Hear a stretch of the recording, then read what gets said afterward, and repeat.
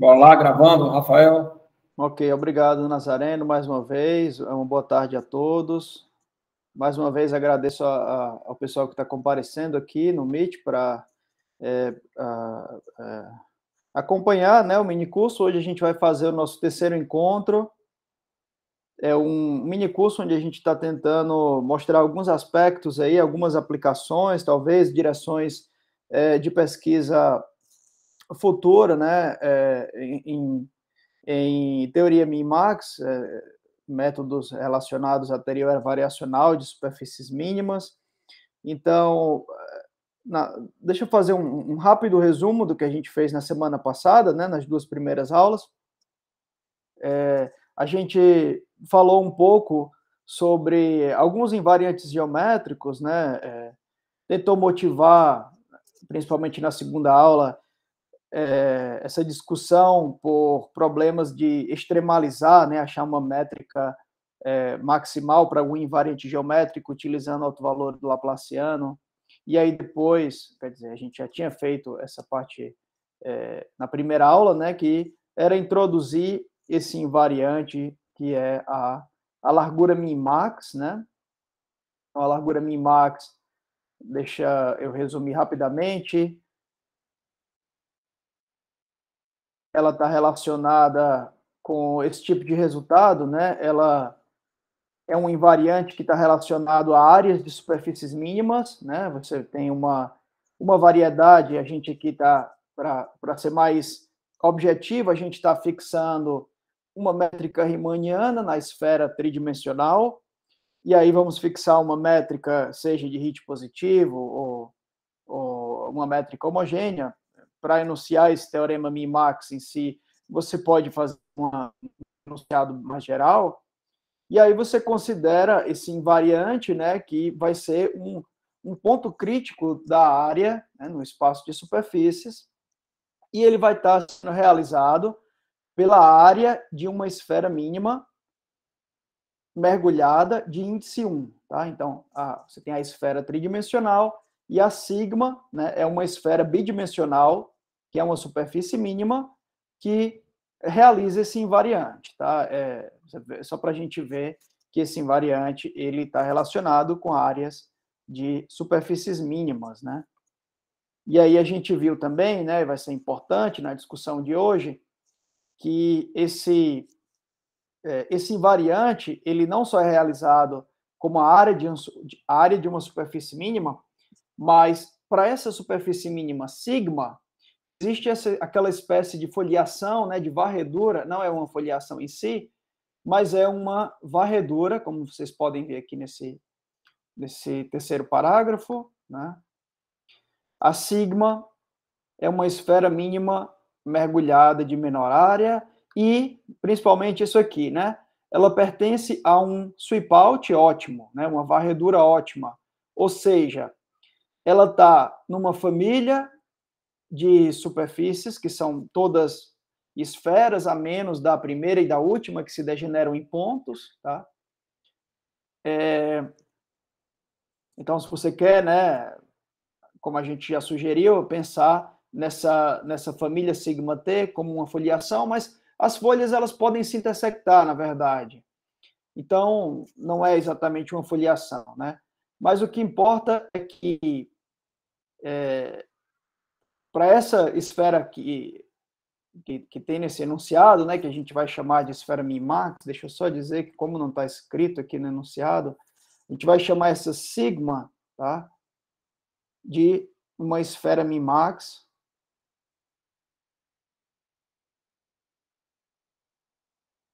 Então, essa esfera min-max, ela pertence a essa espécie de foliação, né, a varredura, onde ela é a fatia, ela é a superfície de maior área, né, você vê aqui que todas as outras sigma t's têm área, né, essa é a nossa notação para área.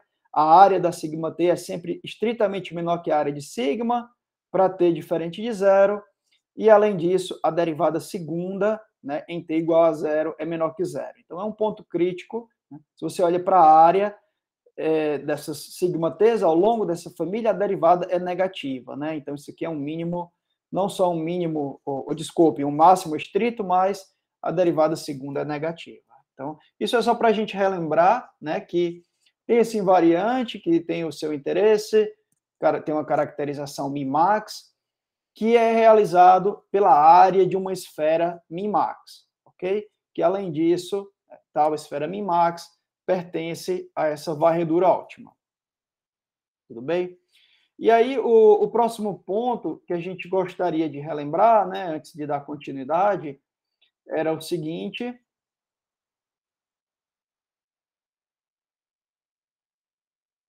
na vez passada, a gente discutiu bastante sobre o truque de Hersh, tá?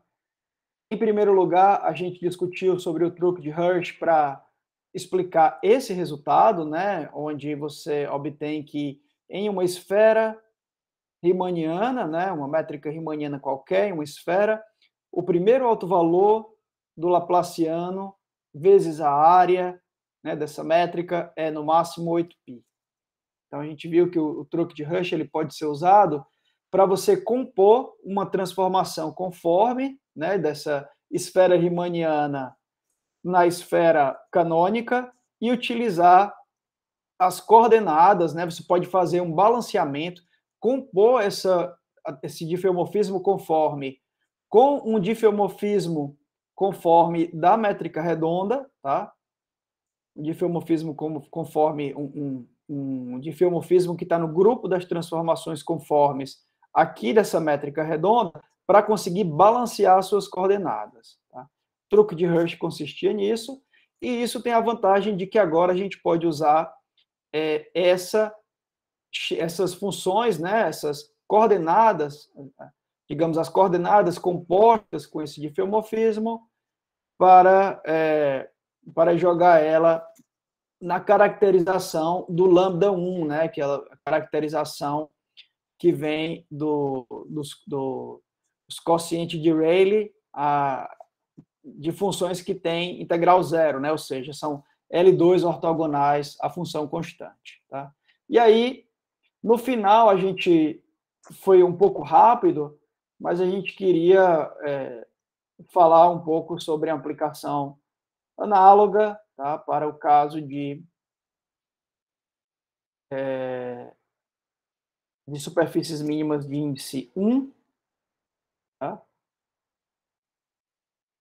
Uma aplicação desse truque também, né? A gente discutiu rapidamente, então vou revisar essas estimativas sobre algumas estimativas integrais sobre superfícies mínimas de índice 1, né? Que, como a gente já viu, elas vão ser relevantes para a gente, porque o invariante min-max é realizado como a área de uma mínima de índice 1, ok?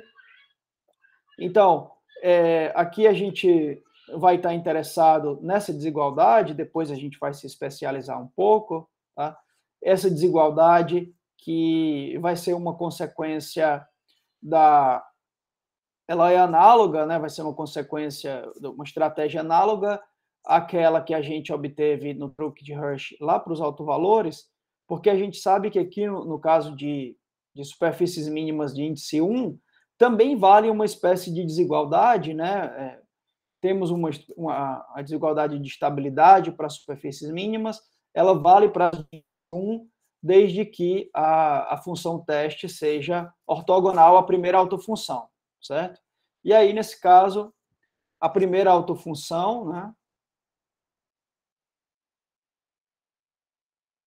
A gente estudou aqui a segunda variação da área.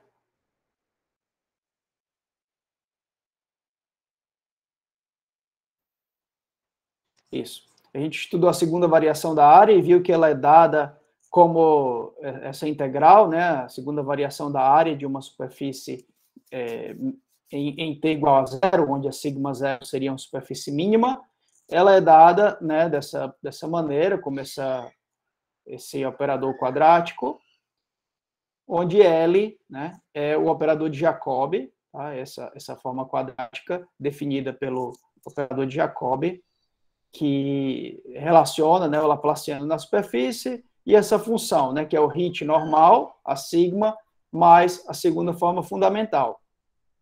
Então, se a superfície mínima tem índice 1, Então, o primeiro autovalor do operador de Jacobi vai ser negativo, né? O lambda 1 é negativo, mas toda função que for ortogonal à primeira autofunção, ela vai satisfazer a desigualdade de estabilidade, que é essa daqui.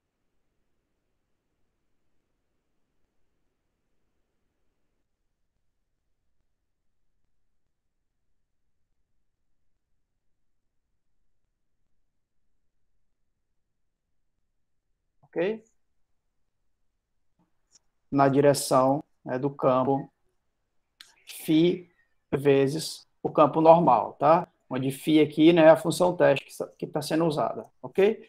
Então, isso aqui vale, essa desigualdade vale para sigmas estáveis, né, essa é a definição, e para sigmas de índice 1, superfícies mínimas de índice 1, a gente sabe que o primeiro autovalor é negativo e toda função ortogonal, a primeira autofunção, satisfaz essa desigualdade.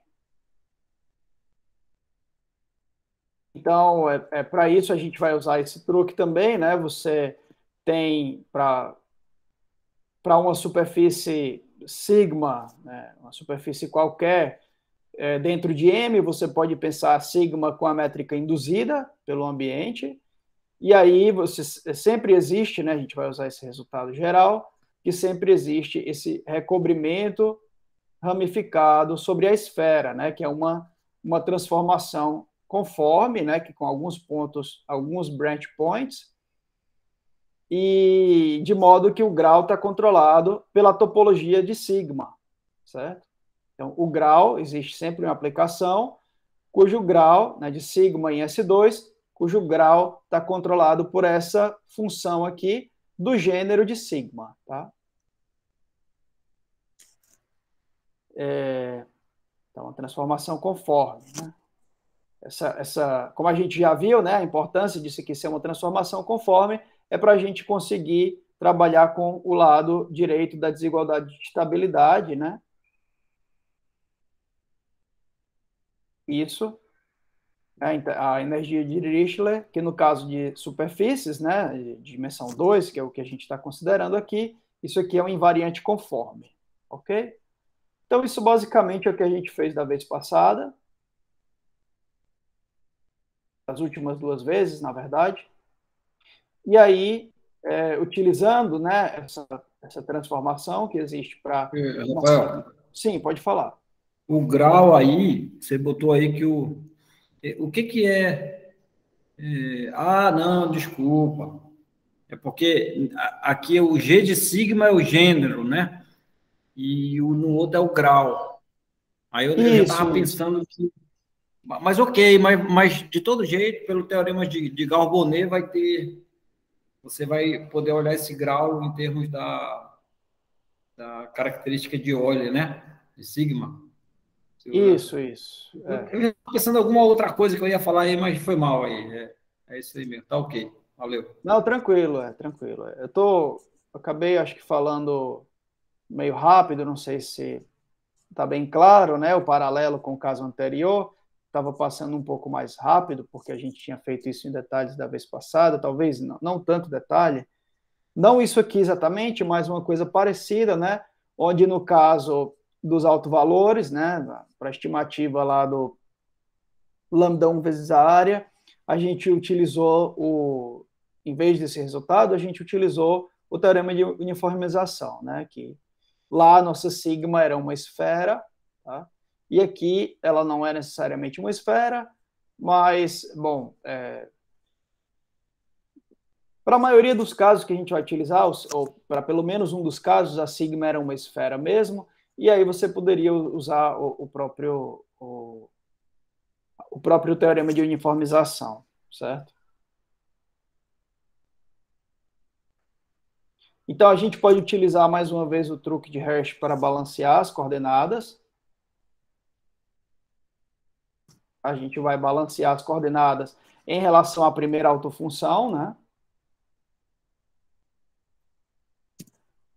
E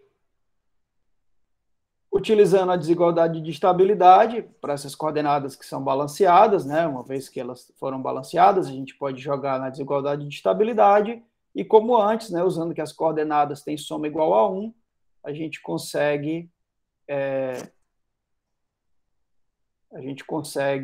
ter uma expressão dessa forma, tá?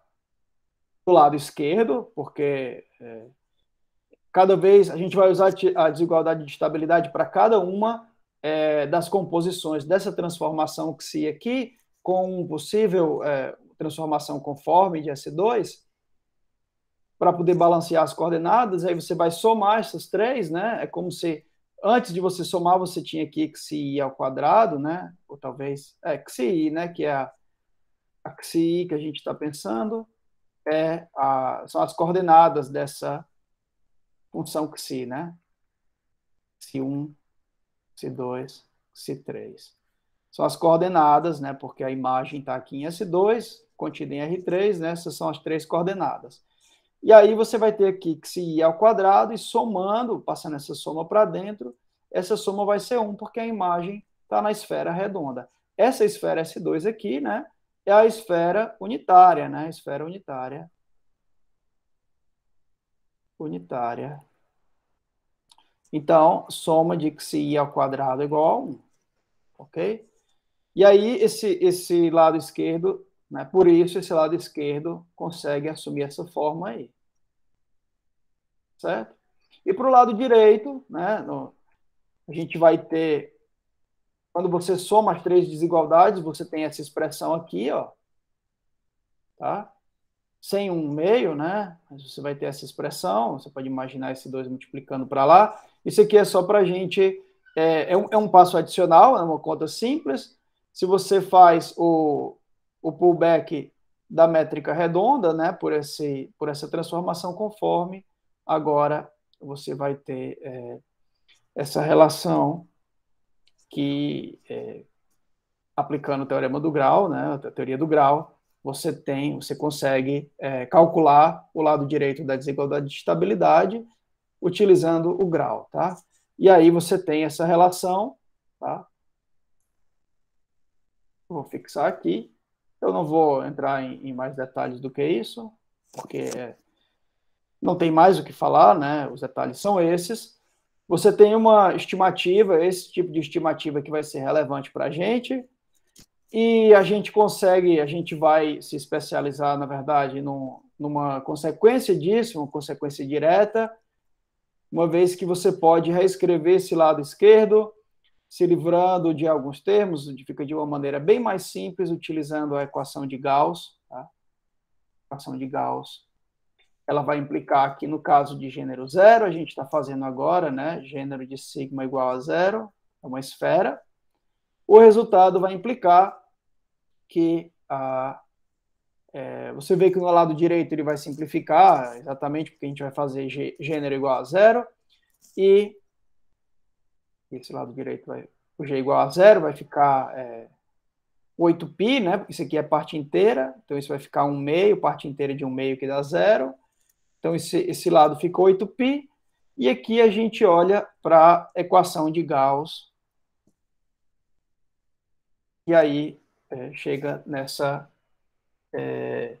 usando a equação de Gauss, você vai ter aí o termo de segunda forma fundamental, você vai ter... Bom, a curvatura média não aparece, porque a sigma é mínima, né? E... Bom, algum termo que apareça mais de segunda forma fundamental.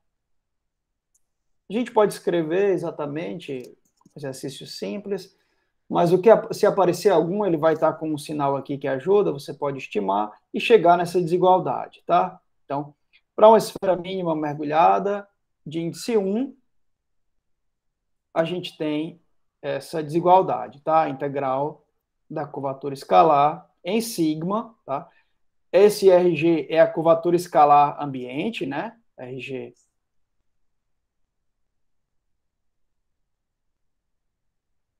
é a curvatura escalar de S3, né? E aí você tem essa estimativa de modo análogo também, utilizando mais uma vez a equação de Gauss, né? Você pode obter as seguintes estimativas. A gente não faz hipótese sobre o gênero aqui, né? São desigualdades que são consequências imediatas lá do truque de Hirsch para estimativas integrais sobre superfícies mínimas de índice 1, ok? Então, esse era o outro ingrediente que a gente gostaria de relembrar rapidamente. E, por último, antes de passar as aplicações, tá? Eu gostaria de fazer uma rápida revisão sobre alguns aspectos aqui de fluxos geométricos que a gente vai utilizar. Basicamente, eu gostaria de lembrá-los, né, de dois fluxos geométricos que tiveram o objetivo, né, bom, no caso do fluxo de Hit, de obter resultados de classificação, né, de variedades. A ideia é que quando você evolui a sua métrica por um desses fluxos, ela tende a ficar, digamos, mais redonda ou mais simétrica, para poder você obter no limite, né, digamos, à medida que o fluxo vai evoluindo, uma caracterização, né, da métrica à medida que o fluxo vai acabando, né? Então, a gente vai utilizar esses fluxos, que são ferramentas super importantes, né, em análise geométrica. Os fluxos que a gente vai utilizar em duas abordagens, né, diferentes, a gente não vai utilizar eles simultaneamente em nenhum momento. As duas abordagens estão relacionadas, né, à nossa motivação de... Bom, o primeiro era de descrever o teorema do Fernando Koda-Marx e André Neves, onde eles relacionam a largura min-max com a curvatura escalar, né? E a gente vai usar também o fluxo de Yamabe, né, que ele vai ser mais adequado, né, na nossa situação, para comparar a largura min-max com o volume do espaço, ok? Então, o fluxo de Hit, ele consiste em você evoluir a métrica, né? Você começa com a métrica riemanniana, nessa variedade tridimensional, e para os dois casos, né, você tem resultados de existência e unicidade para uma métrica inicial, né, de uma família suave de métricas, cuja derivada vai, né, no primeiro caso, variar com menos 2 vezes a curvatura de Hit, no segundo caso, com essa função vezes a métrica, né, onde aqui a gente tem a média da curvatura escalar, né, esse RG minúsculo, R minúsculo G, é a média da curvatura escalar, a média da curvatura do ambiente, e aqui RG é a própria curvatura escalar, né, então a gente tem essa... Aqui é uma constante menos uma função, tá? Então você está variando, no caso do fluxo de Yamabe, você está variando a sua métrica por uma família, onde a velocidade é sempre proporcional à métrica, e no caso anterior, né, do fluxo de Hit, a variação é proporcional à curvatura de Hit, tá? Esse aqui a gente chamou de fluxo de Yamabe normalizado, porque ele, ao longo dessa evolução aqui do fluxo, se você tem uma solução dessa equação, então a gente normalizou de modo que o volume fique constante, tá? Então essa palavra normalizado é para que a gente já tenha volume constante.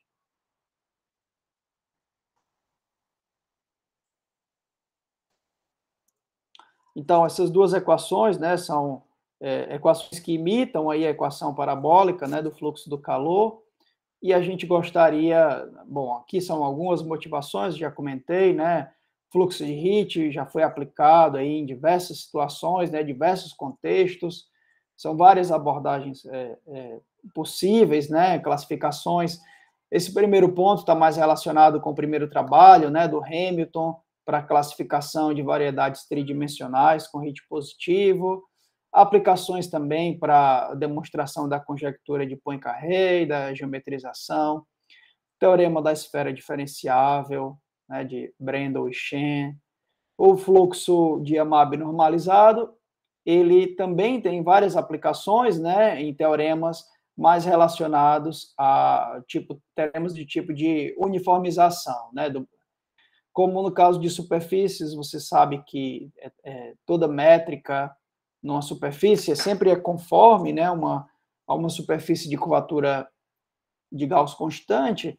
Então, motivado por esse tipo de pergunta em dimensão mais alta, né, é que foi introduzido o fluxo de Amab, né, para poder você obter em toda classe conforme de métricas uma métrica de curvatura escalar constante, né, a curvatura escalar, que é uma curvatura, a noção de curvatura mais fraca, né, que é representada por uma função, né, da mesma forma que no caso de superfícies, você tem a curvatura gaussiana, né.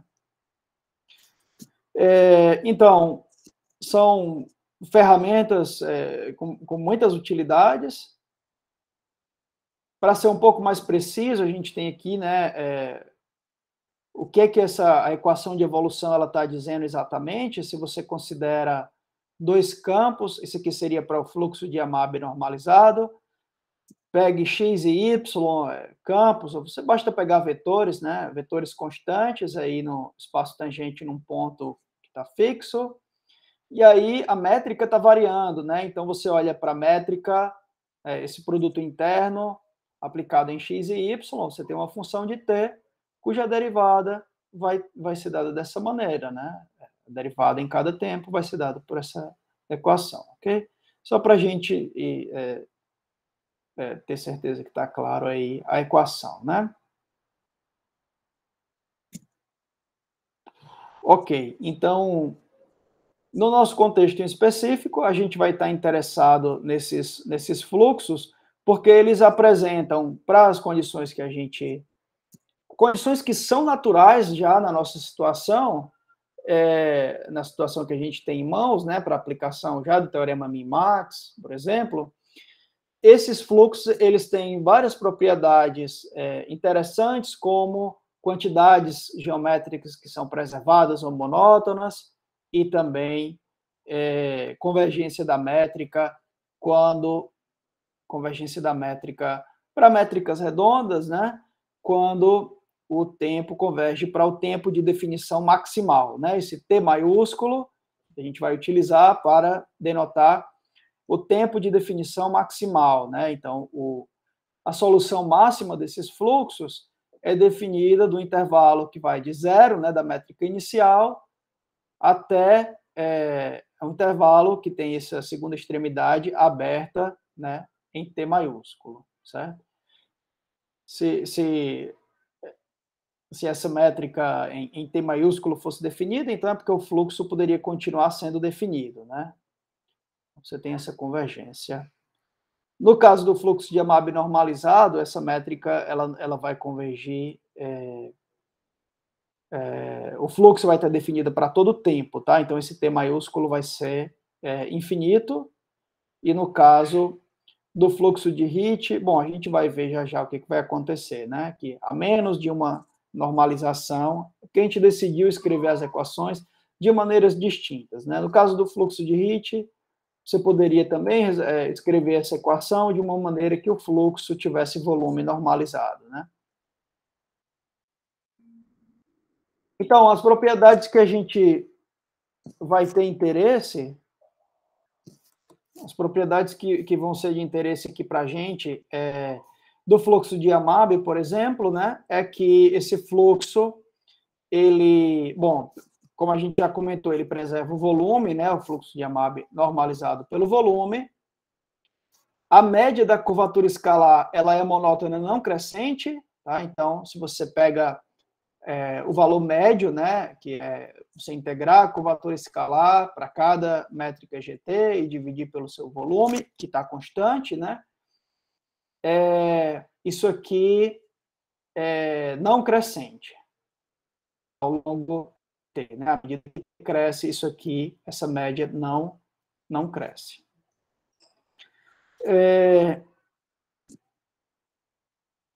Além disso, né, se você se especializa na situação de interesse, que vai ser para métricas na esfera, né, métrica na esfera, com duas condições adicionais, que são curvatura de Hit positiva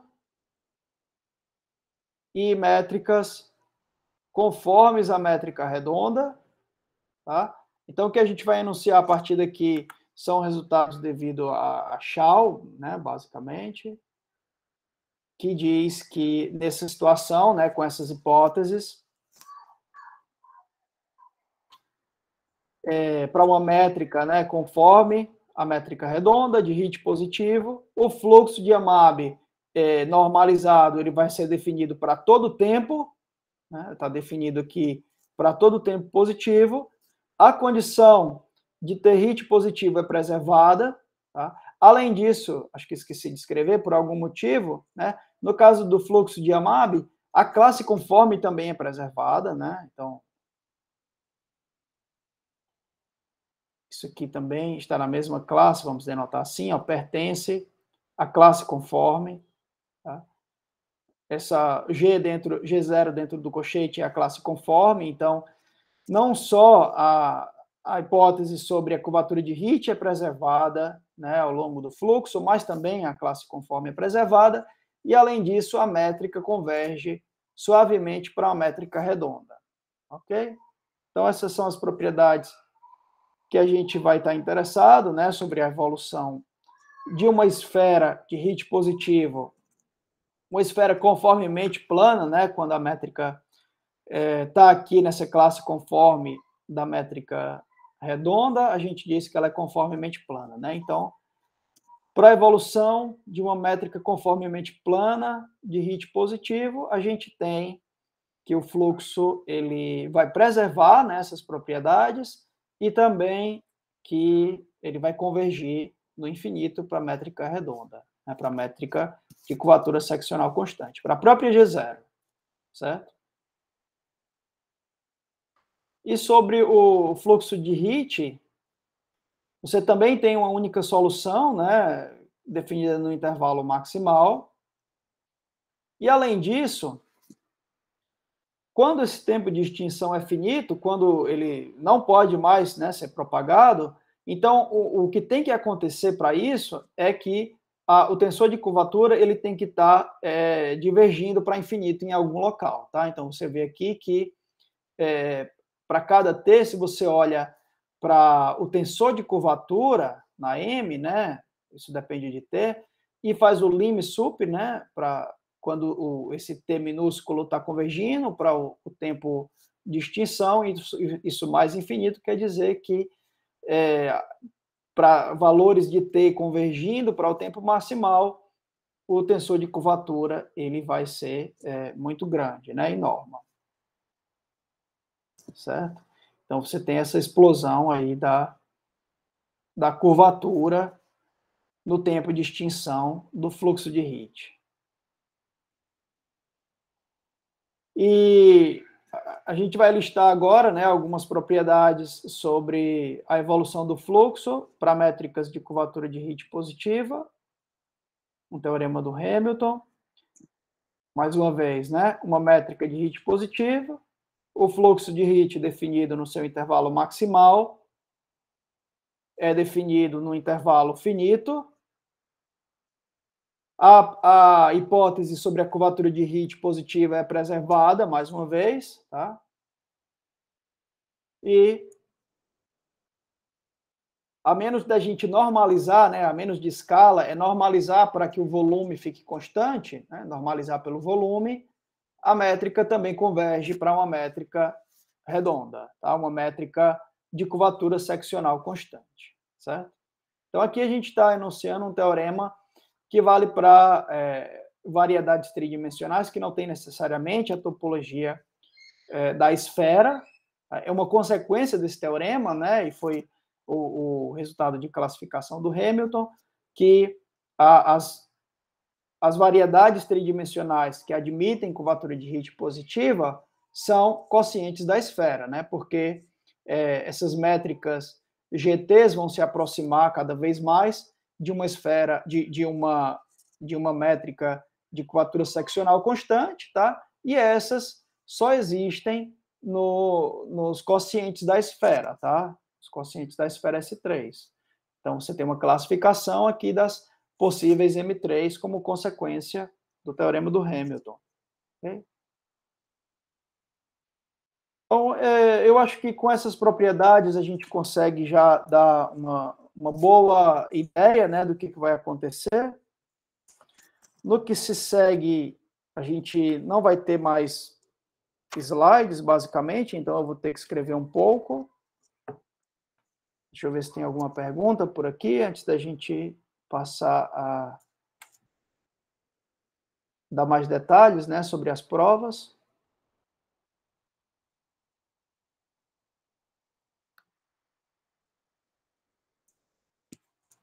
Acho que está tudo tranquilo, né?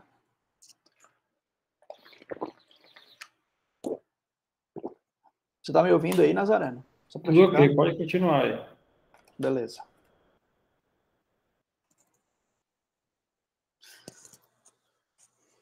Ok, então agora a gente vai voltar, né, a comparar a width, a largura min-max e a curvatura escalar, né? Curvatura escalar. Então a gente vai olhar para o seguinte, vamos considerar, para simplificar, né, vamos sempre considerar uma esfera com a métrica G0. E nessa discussão, tá, a gente vai considerar que o HIT, uma condição sobre a curvatura, HIT positivo. Tá? E aí a gente vai considerar a evolução dessa métrica, né, pelo fluxo de HIT. Fluxo de HIT. Com G em 0 igual a G0. Tá? Deixa eu só lembrar que FR é o fluxo de HIT de G0, né, que vai ser a nossa métrica inicial aqui dessa família suave, ok? E aí, só para fixar, né, o tempo, essas métricas de ETs aqui são definidas, né, em um certo intervalo, 0, T maiúsculo. Então, a gente quer comparar a largura min-max com a curvatura escalar, e para isso a gente vai olhar para como o que vai acontecer com a largura min-max. A gente vai introduzir essa função, né, que vai medir a largura min-max da métrica GT e tentar entender o que acontece, pelo menos, quando essa função ela é derivável, né? Na verdade, essa função, né, que dá a largura min-max,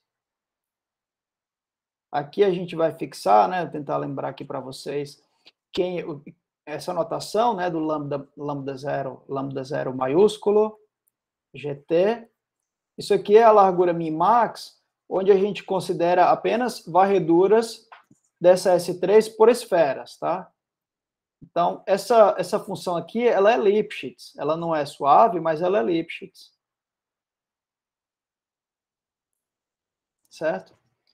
E para pontos onde isso aqui é derivável, a gente vai conseguir calcular a derivada dela e ela vai ser representada por uma integral sobre uma superfície min-max, sobre uma esfera min-max. Nesse caso, né, como a gente sabe, essas larguras min-max aqui, como a gente está no caso de curvatura de HIT positivo, né, elas são todas, né, para toda GT, elas são realizadas por esferas, né, porque a gente sabe que agora, como consequência, né, das propriedades lá do fluxo de HIT, todas essas métricas, né,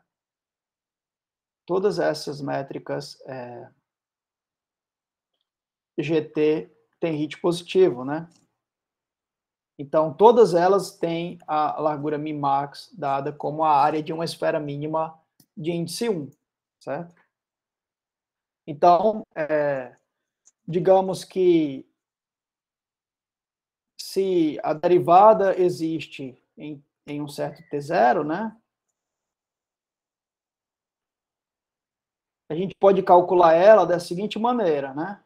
Então,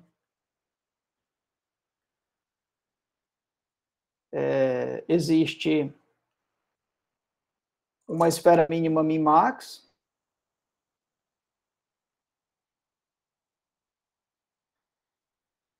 vamos só abreviar assim, né? Uma esfera min-max, que é uma esfera mínima de índice 1. Vamos denotar ela por sigma 0, tá ok. A sua área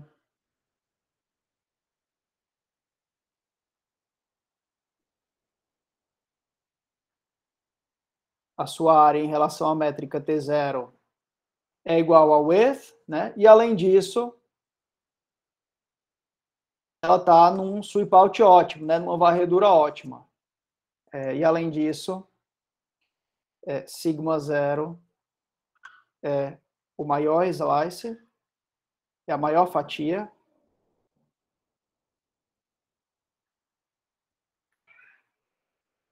De uma varredura ótima.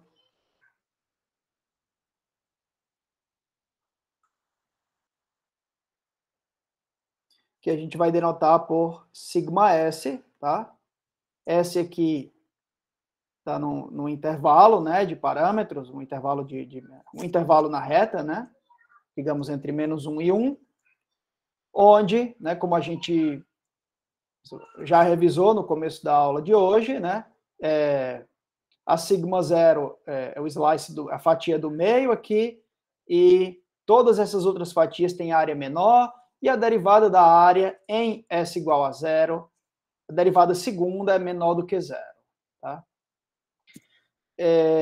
E aí, com isso, a gente não sabe, essa função aqui, a gente não sabe como representar essa largura, digamos, por uma esfera min-max sigma de T0, que vai variar suavemente. Mas a gente consegue comparar a largura min-max com uma outra função que é diferenciável e vai ter a mesma derivada que ela. Tá? Então, para isso, a gente vai fazer o seguinte truque, né?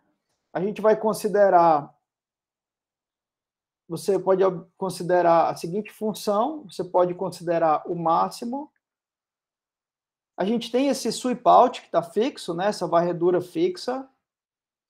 E aí, a gente pode agora, para esse sweep out fixo, você pode considerar a superfície, né, a fatia de maior área para uma métrica T próxima a T0. Tá? Então, essa T é próxima a T0.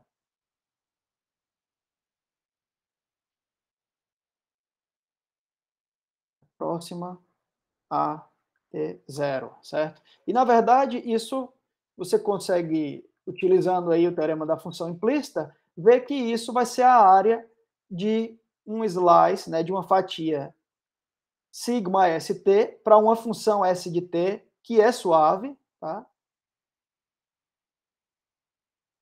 Que agora depende desse parâmetro t, tá certo? Então, para cada t, você tem essa métrica que está próxima da gt0, e aí a fatia máxima, né, desse sweep out, o sweep out está fixo, mas a fatia de área máxima para a métrica gt, ela não é que a fatia máxima depende suavemente, mas essa área máxima, né, para cada, ela pode ser escrita como essa função suave aqui, de t, tá certo?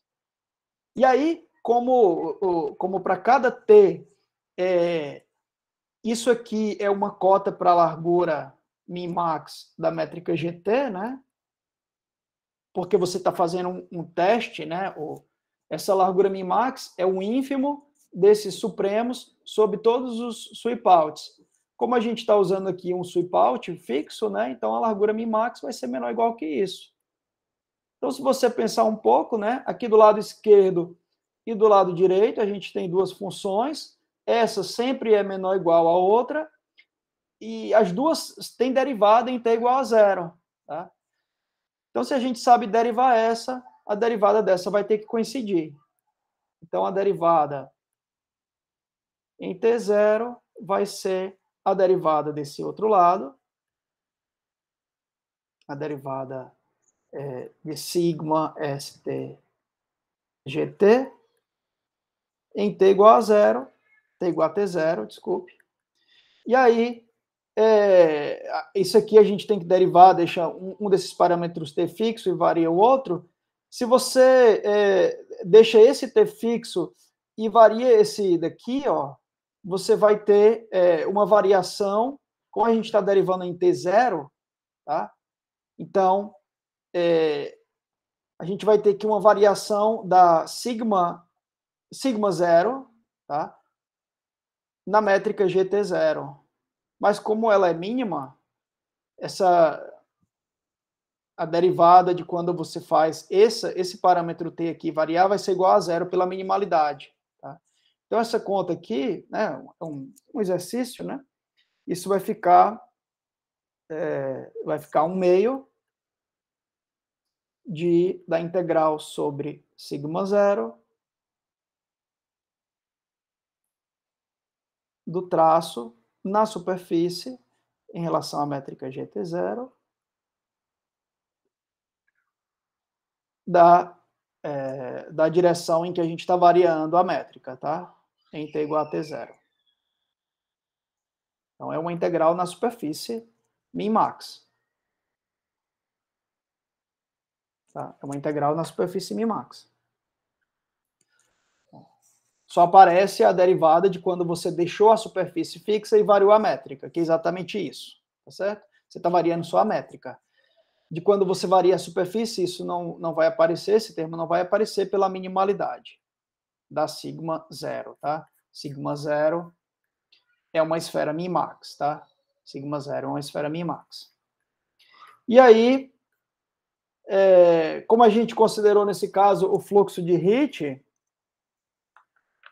o que você vai ter para essa derivada vai ser exatamente a derivada em T0, vai ser jogando aqui o fluxo de Hit, né? Esse aqui vai ser menos 2 Hit, calculando o traço, você vai ter a curvatura escalar menos o Hit na direção normal.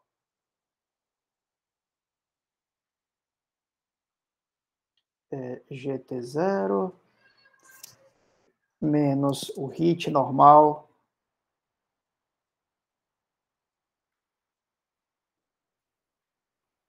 esse nu aqui, né? Claro que depende de T0 também, porque ele é o normal, dependendo da métrica T0, né? Então, vou deixar assim essa dependência implícita. E aí, esse daqui é exatamente o termo que aparece lá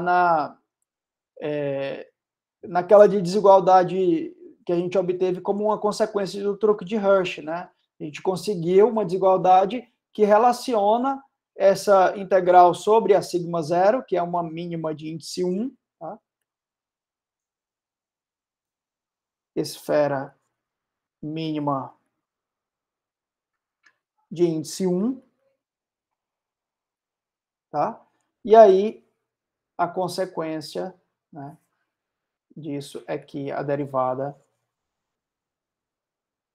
em todo ponto onde essa derivada existe, né, vai ser pelo menos usando aquela fórmula para o gênero 0, né, isso vai dar menos 16π, ok?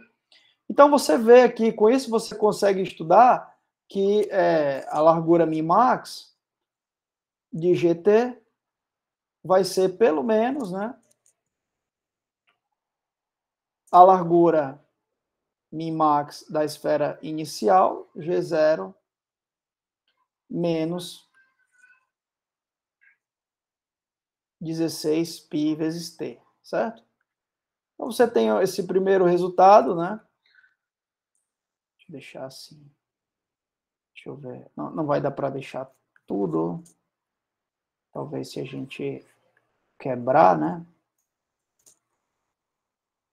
Deixa eu deixar assim, acho que.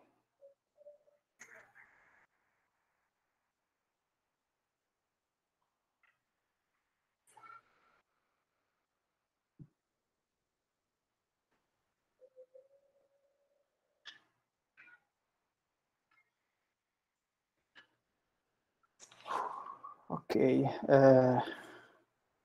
Então, tá aí, né? A gente consegue estudar Isso aqui vai valer para quase todo T0 agora, né? Porque para uma função Lipschitz a gente sabe que a derivada existe em quase todo T0, e aí você vai ter, né, por integração, você vai ter que a largura Mimax, ela vai decair no máximo dessa maneira, né? Ela não vai cair muito rápido, certo?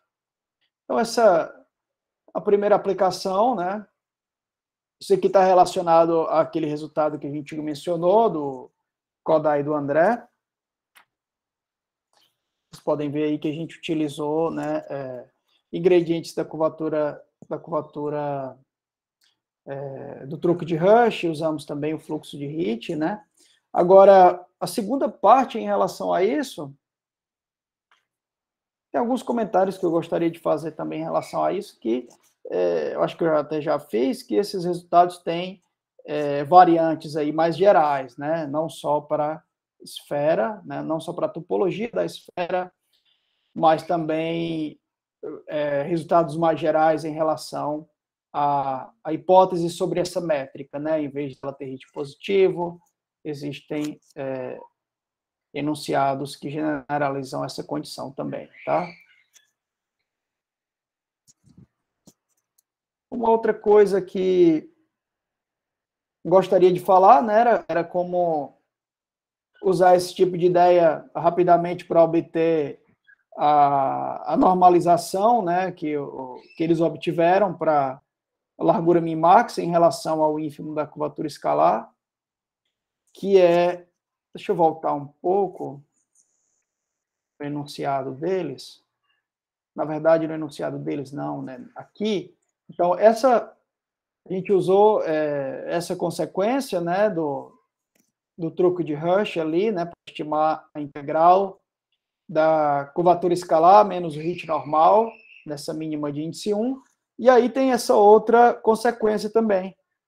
E vai ser como consequência disso aqui que a gente vai ter o controle, né, da largura Mimax pelo ínfimo da curvatura escalar. Também é uma consequência, uma manipulação do truque de Rush mais a equação de Gauss, tá? Sobre o caso do fluxo de Yamabe. Então, no caso do fluxo de Yamabe, a gente já viu que ele é bem adaptado para esse problema, onde você fixa a classe conforme, né? No caso,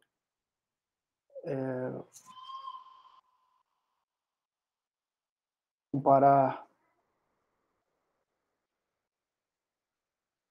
a largura Mimax e o volume.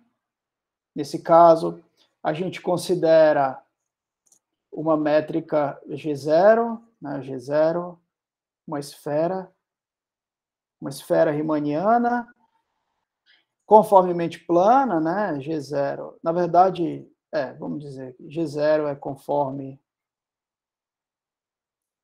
a métrica redonda e hit positivo, né? E aí a gente sabe que essas duas condições, né, da classe conforme e da curvatura de hit, elas são preservadas pelo fluxo, tá? E além disso, a gente sabe que o fluxo, se você pega o fluxo que a gente vai considerar agora, né, é o fluxo de Yamabe, né? Fluxo de Yamabe normalizado, que vai estar definido para todo t maior ou igual a zero, né? Além disso, a gente já viu que essas métricas convergem para, vamos chamar aqui de G1, tá? Que é a métrica redonda. Vou chamar ela aqui de G1. Tá? A métrica canônica em S3, certo? Então, isso aqui a gente pode supor, a menos de fazer uma escala no começo para que o volume seja igual a esse volume de G1, né? Certo? Então, da mesma maneira, a gente vai estudar como é que se comporta a largura Mimax dessas métricas na mesma classe de sweepouts, tá? Como a gente já viu, essa é uma função Lipschitz, e a nossa afirmação agora, tá? Bom, deixa eu só relembrar que a nossa normalização, né, de G1, essa G1 é a métrica de curvatura constante igual a 1, tá? Curvatura seccional constante igual a 1, certo? Então, ela é a esfera de raio 1 em R4, dentro de R4, ok? Então, a largura min-max dela, né, é a área do equador, que é 4π, certo? A largura min-max, quando t vai para infinito, né, isso aqui é quando t vai para infinito,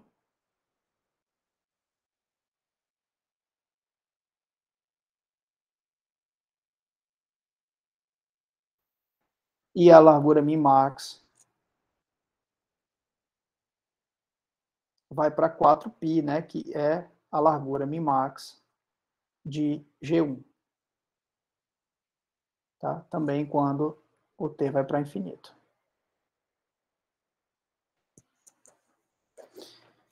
Ok, então isso são algumas das informações que a gente já sabe, e aí o próximo passo, né, é obter o seguinte: a gente vai mostrar que essa largura min-max ela vai ficar controlada por 4π, porque, se vocês lembram, né, o que a gente quer controlar é o produto da largura min-max pelo volume, né? A gente quer controlar, desculpe, né? A gente quer controlar essa normalização da largura min-max pelo volume, largura min-max dividido pelo volume elevado a 2/3, menor ou igual que esse quociente no caso da esfera redonda, tá? Então, fixando, como a gente fixou o volume, né, para ser o volume da métrica G1, então a gente quer simplesmente mostrar, né, a nossa afirmação é que WT é menor ou igual a 4π para todo t maior ou igual a zero. Certo? A gente quer mostrar isso. E a prova disso, ela vai ser por contradição.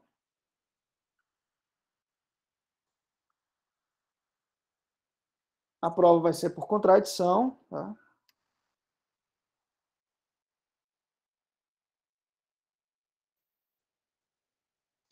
A gente vai supor que em algum momento essa largura min-max vai ficar maior que 4π, tá?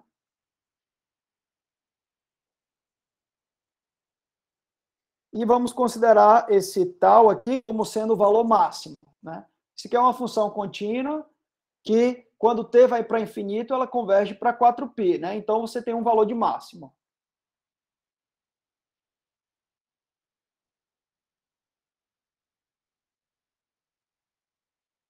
Desculpe. Então, tem o valor máximo dessa função. Digamos que ele é realizado, né? Um desses máximos globais aí é realizado em tal, tá certo?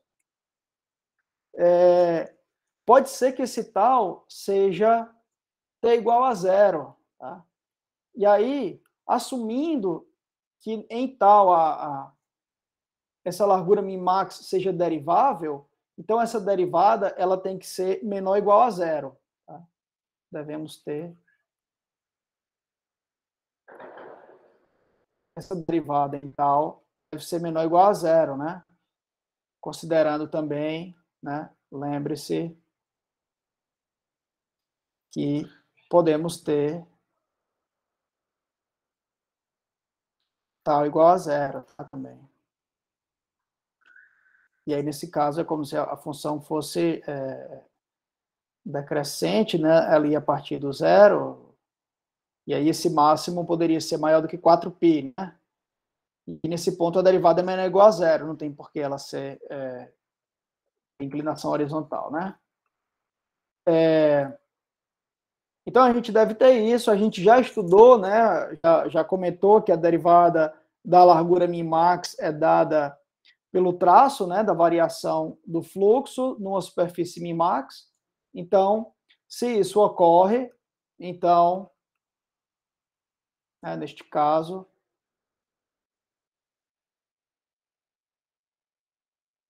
a gente vai ter que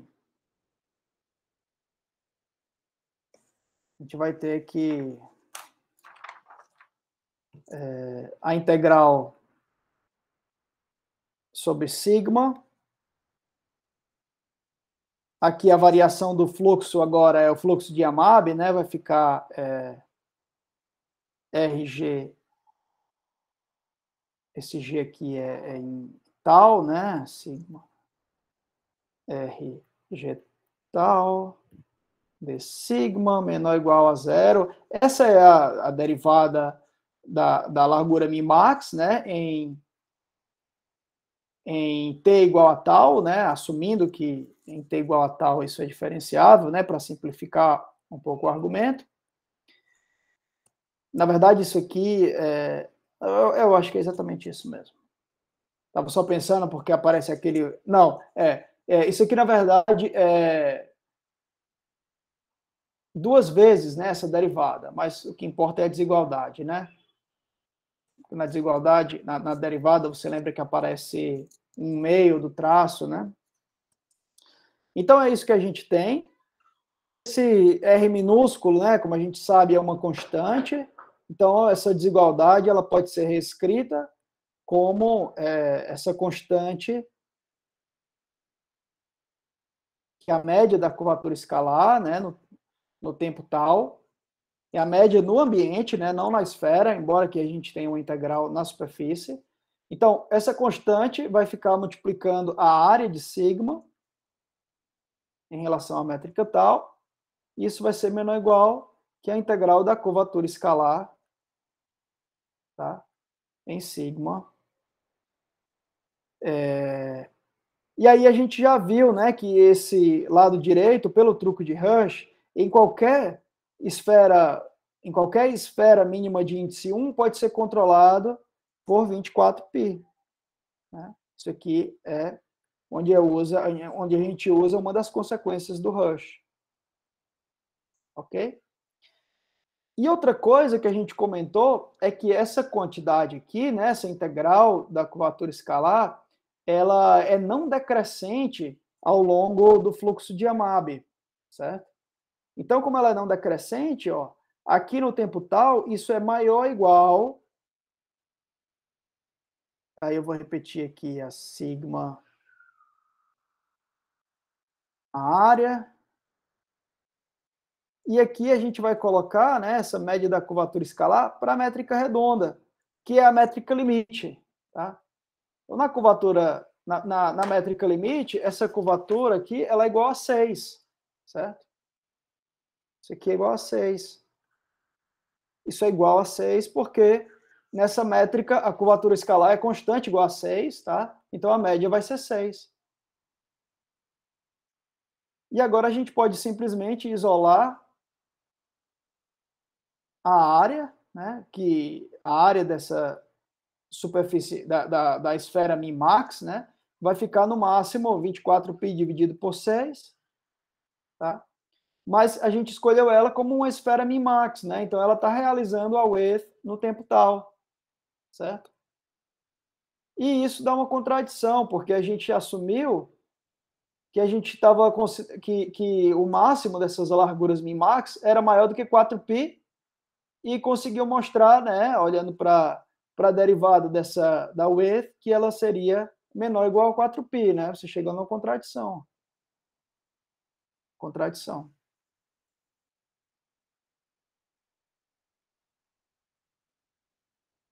Certo? Então isso encerra a estimativa. A gente tem que a largura Mimax ao longo, né, quando você evolui a métrica pelo, deixa eu deixar assim, quando você evolui a métrica, qualquer métrica de hit positivo, conformemente plana, quando você evolui, você vê que a curvatura, que a largura Minmax fica menor ou igual a 4π, em particular, o mesmo vale em t igual a zero, que era o que a gente queria, né? A gente queria mostrar que para uma métrica qualquer, sob essas hipóteses, a largura Minmax é menor ou igual a 4π, vezes a potência do volume, né?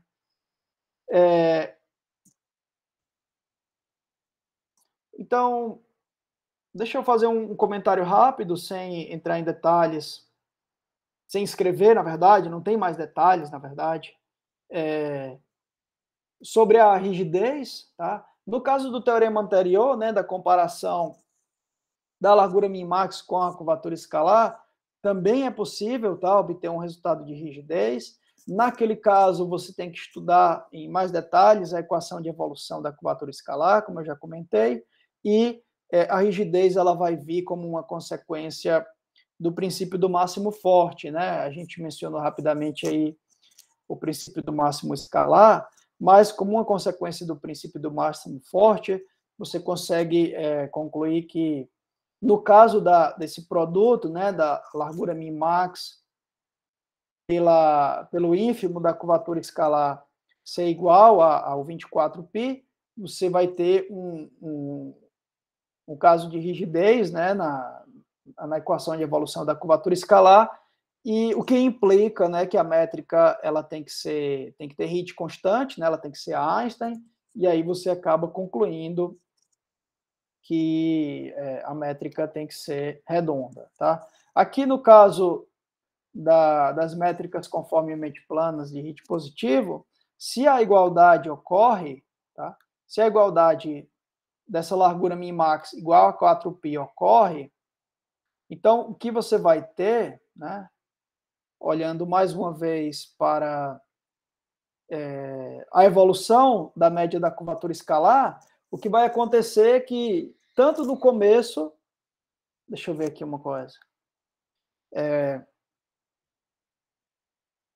Então, o que vai acontecer? Você vai ter que o máximo, tá? Se a métrica inicial ela tinha a largura min-max igual a 4π, então o tal igual a zero é um máximo, tá? Você pode, o tal igual a zero o tal vai ser igual a zero, tá?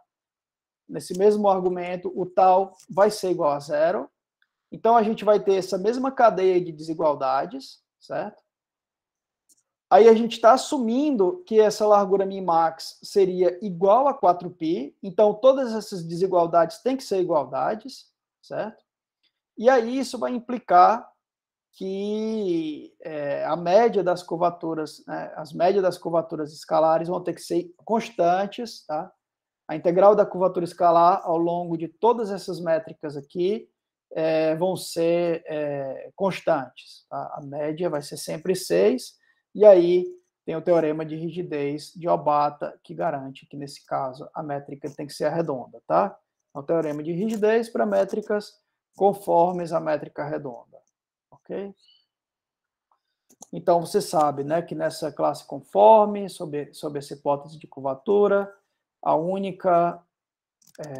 deixa eu só resumir aqui, né? Deixa eu lembrar o enunciado. O enunciado exato era esse aqui, né?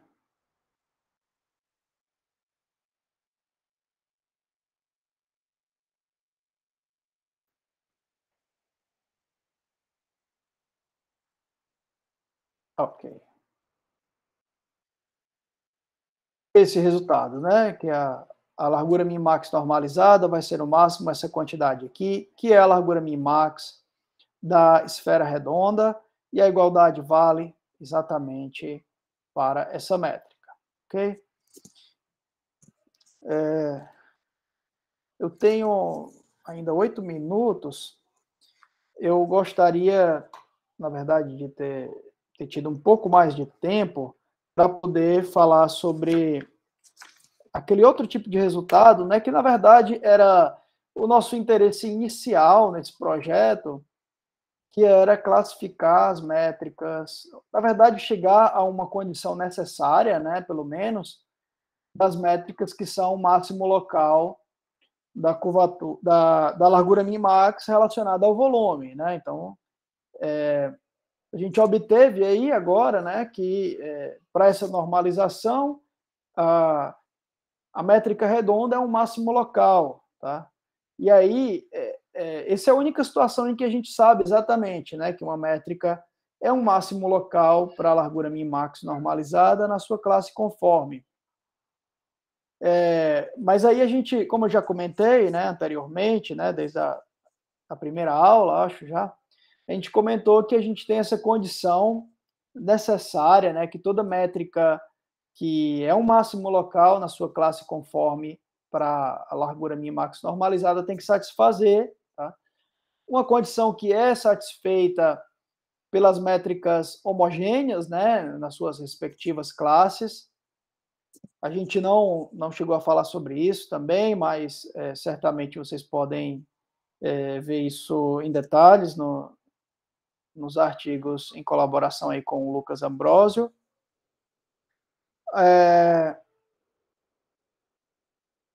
Sobre esse resultado,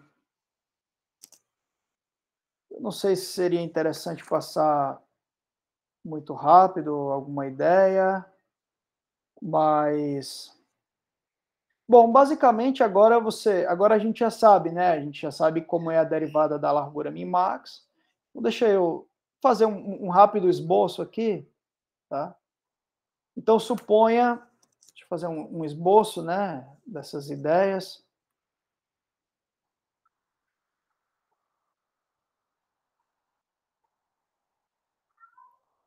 Por trás desse resultado aí, né, da condição necessária. Então, a gente vai fixar uma métrica, vamos considerar aqui uma família suave de métricas, né? Isso não está obedecendo um fluxo específico agora, seria uma variação qualquer, né, de G0, né, digamos aqui, uma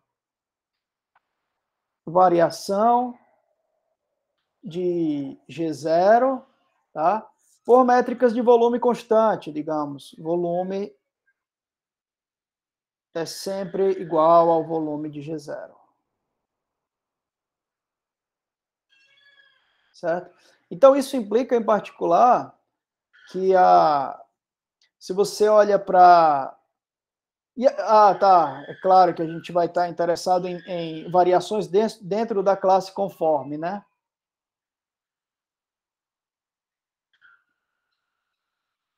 São métricas que são conformes à métrica inicial G0, tá? Então, para que isso seja, para que a gente tenha, né, que o volume fica constante, a gente pode pegar uma variação, pode construir simplesmente variações desse tipo, né?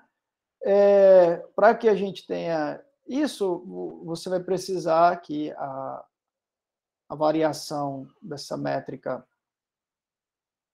digamos, em t igual a 0, tá? Na verdade, para todo t, né, você vai ter isso, vai ter uma função. Então, a gente pode... Vamos preocupar só em t igual a 0 aqui para ilustrar. Então, em t igual a 0, essa variação vai ser um múltiplo, né, uma função multiplicando a sua métrica G0. Certo? Então, além disso, isso aqui é para poder você continuar na classe conforme, né, na mesma classe conforme. Porque todas as métricas que a gente vai considerar são um múltiplo de G0, tá? E, além disso, para que você tenha essa hipótese sobre volume, você vai ter que essa função f, ela tem integral igual a 0, tá? No ambiente todo.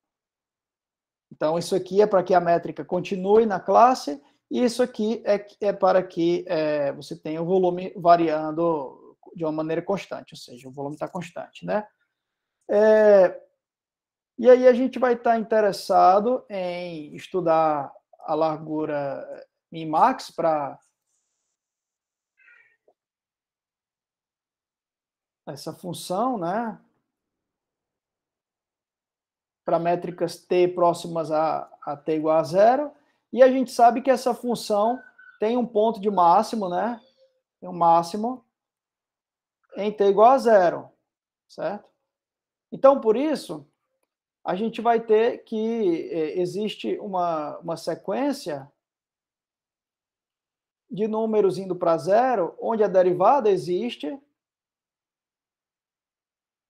e é menor ou igual a 0. Tá?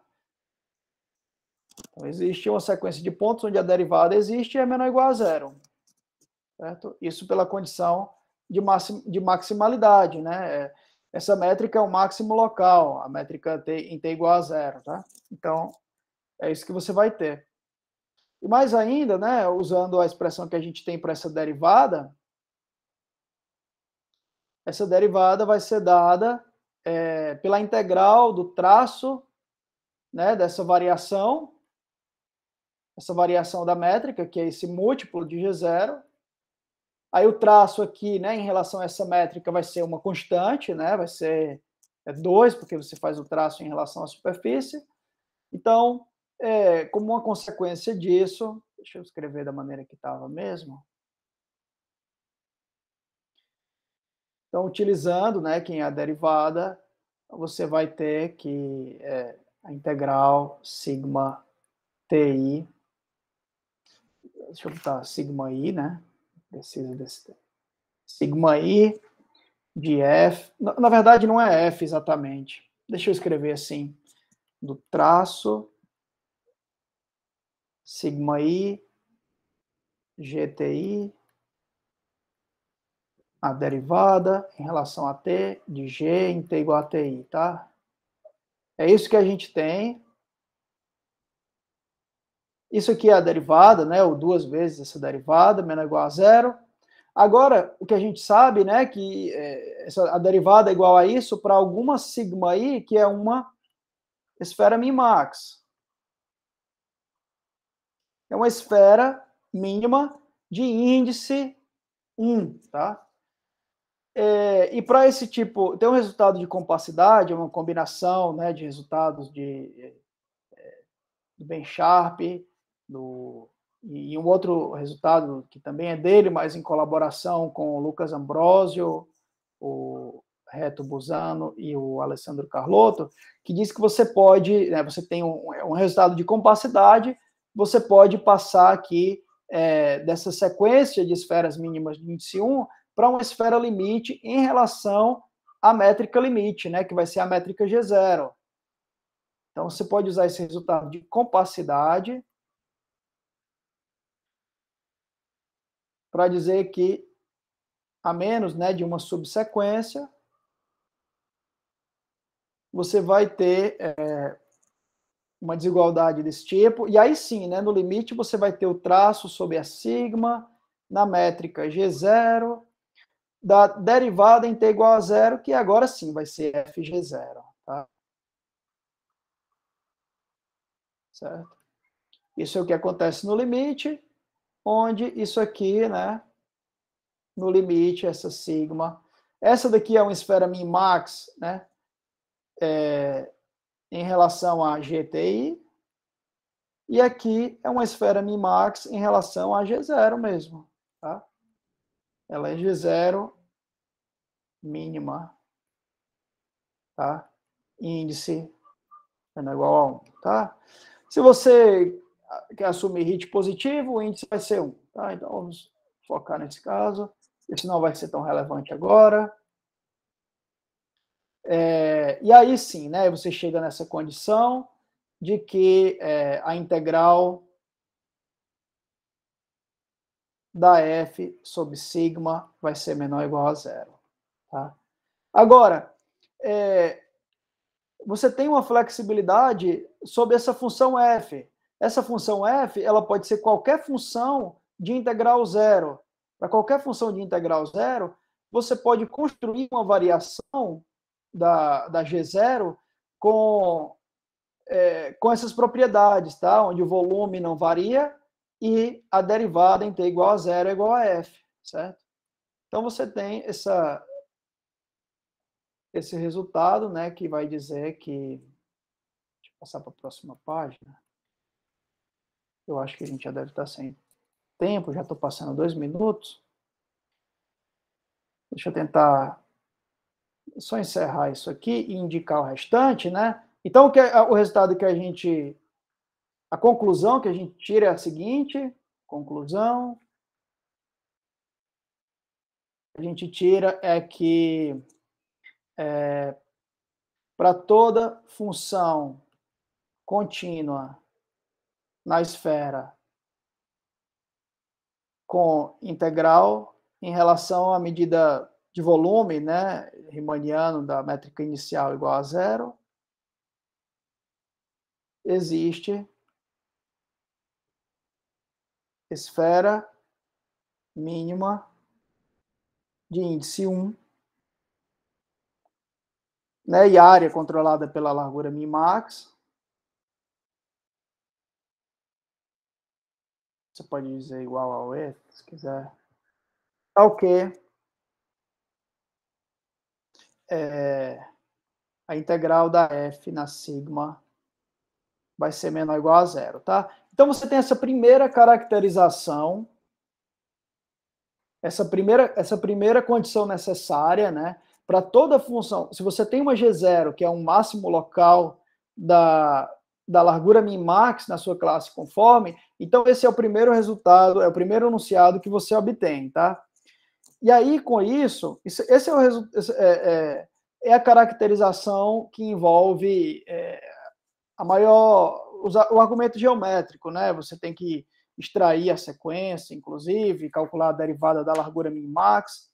O restante é um argumento mais abstrato que utiliza um pouco de análise funcional, tá? Que utiliza, na verdade, são vários passos, né? O passo seguinte seria usar esse argumento de análise funcional para olhar para o conjunto das medidas de Radon, né? Você olha para o conjunto das medidas de Radon em S3, né? Que são as medidas positivas, né? Que são finitas e são finitas em compactos, né? Mas a gente está falando aqui de S3 e aí nesse espaço, a gente usa um argumento tipo Rambana, usa o teorema de Rambana para poder conseguir mostrar que a medida... Tá? A gente usa o Rambana.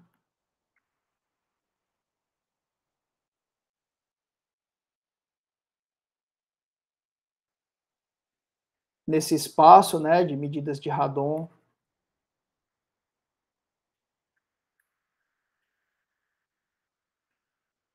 Em S3, esse espaço aqui, que é o dual das funções contínuas, né, em particular na esfera, né? Então, o dual das funções contínuas é esse espaço, né? A gente olha para o espaço das funções contínuas com a norma L infinito, né?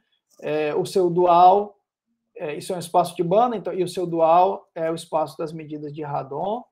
E aplicando, né, esse argumento, né, usando o teorema de Rambana, a gente consegue mostrar que a medida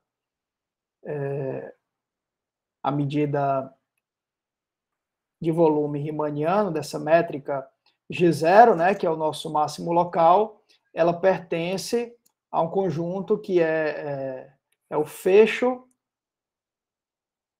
na topologia fraca estrela, né, desse dual, do fecho convexo, né, a envoltória convexa do cone sobre um conjunto K, onde esse conjunto K aqui, ó, é o conjunto das medidas de Radon, né, associadas a esferas min-max.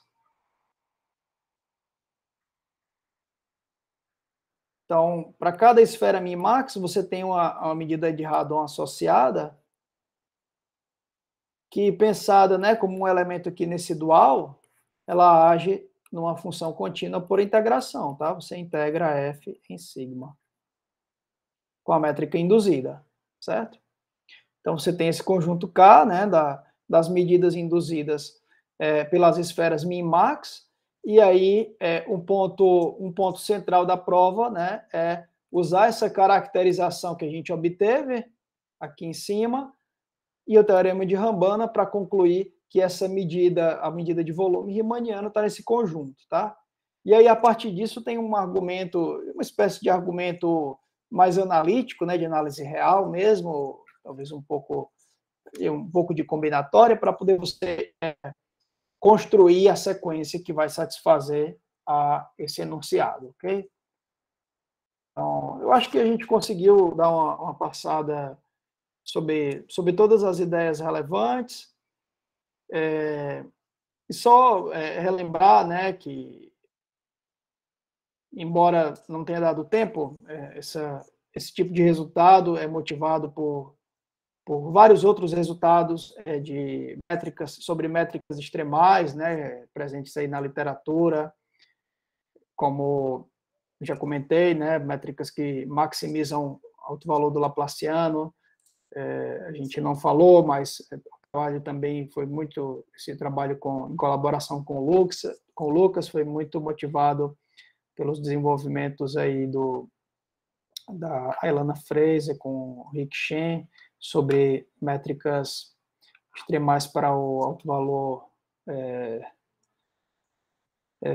com condição de Neumann, né?